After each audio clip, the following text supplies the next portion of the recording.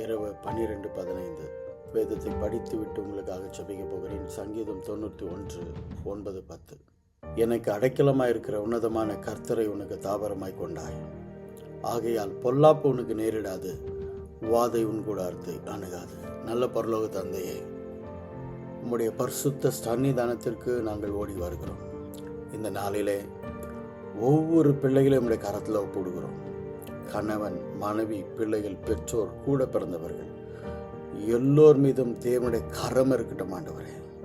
சகல பொல்லாப்புக்கும், பில்லி சூனிய கட்டுகளுக்கும், சாத்தானின் கிரியைகளுக்கும், சத்ருவின் வல்லமைகளுக்கும், பொல்லாத மனிதருடைய சதித்திட்டத்திற்கெல்லாம் விலக்கி உம்முடைய பிள்ளைகளை பாதுகாத்துக் கொள்ளுங்க. வியாதியில் இருக்கிற பிள்ளைகள் மேல உம்முடைய ஜீவன் வல்லமை இறங்கட்டும் ஆண்டவரே. பலவீனத்தில் இருக்கிற ஒவ்வொரு பிள்ளைகள் மேல உம்முடைய ஜீவனை இறங்கட்டும். ஏதோ ஒரு பயம் பிள்ளைகளை ஆட்டி படைத்து கொண்டு இருக்கிறது. அந்த பயத்திலிருந்து என் தேவன் விடுதலை ஆக்குங்க.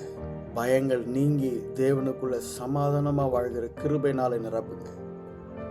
எல்லா ஆக்சிடென்ட்டுக்கும், பொல்லாப்புக்கும், வியாதிகளுக்கும், பயத்திற்கும், வேதனைகளுக்கும் உம்முடைய ஒவ்வொரு பிள்ளைகளை விலக்கி காப்பாற்றுங்க. விசேஷமாக வீட்டில் இருக்கிறதான ஒவ்வொரு குழந்தைகள் மேல தேவனுடைய கரம் இருக்கட்டும் ஆண்டவரே. பிள்ளைகள் வேலைக்கு போகும் பொழுது உம்முடைய கரம் இருக்கட்டும்.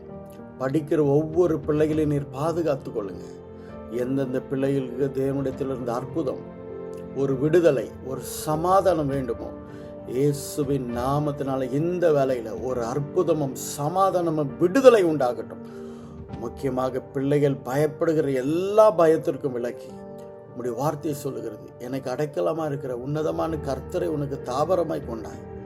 ஆகவே பொல்லாப்பு உனக்கு நேரிடாது, வாதை உன் கூடாரத்தை அணுகாது. எந்த பொல்லாப்பும் பிள்ளைகளுக்கு நேரிடாதபடிக்கு நீர் பிள்ளைகளை பாதுகாத்துக் கொள்ளுங்க, ஆசீர்வதிங்க.